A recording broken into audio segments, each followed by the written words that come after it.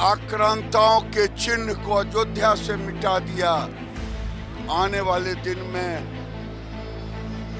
बंगाल में भी अगर कोई आक्रांताओं का नाम रखेगा तो कुछ भी हो सकता है। बंगाल के मुर्शिदाबाद में बाबरी मस्जिद निर्माण ने एक बार फिर विवाद खड़ा कर दिया है। टीएमसी से निलंबित विधायक हुमायूं कबीर ने बेलडांगा में इसे बनवाने की तैयारी शुरू कर दी, जिस पर पूरे देश में बहस छिड़ गई है। केंद्रीय मंत्री गिरिराज सिंह ने इस पर तीखा बयान दिया है और उन्होंने इस मस्जिद को तोड़ने की बात कही है। गिरिराज सिंह ने दो टूक लहजे में चेतावनी दी है। उन्होंने कहा है कि अगर बंगाल में कोई बाबरी मस्जिद बनाएगा तो उसे भी उसी तरह ध्वस्त कर दिया जाएगा जैसे 1992 में हुआ था। ममता बनर्जी जानबूझ करके हुमायूं कबीर को उन्होंने बाबरी मस्जिद बनाने की इजाजत दी है। अभी तक उनकी गिरफ्तारी नहीं हुई है। ये बताता है इसके पीछे हिडन एजेंडा है ममता बनर्जी का, और ममता बनर्जी बाबरी मस्जिद इसलिए बनवा रही हैं कि वहाँ हिंदू और मुसलमान का विभेद पैदा हो। लेकिन भूले नहीं, देश के नौजवानों ने, देश के हिंदुओं ने अगर आक्रांताओं के चिन्ह को अयोध्या से मिटा दिया, आने वाले दिन में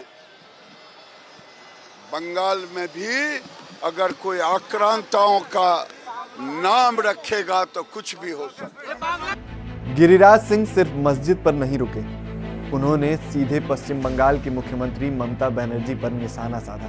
उन्होंने आरोप लगाया कि ममता बनर्जी बंगाल में हिंदू मुस्लिम की गंदी राजनीति कर रही हैं। गिरिराज का सवाल सीधा था, हुमायूं कबीर को अब तक गिरफ्तार क्यों नहीं किया गया?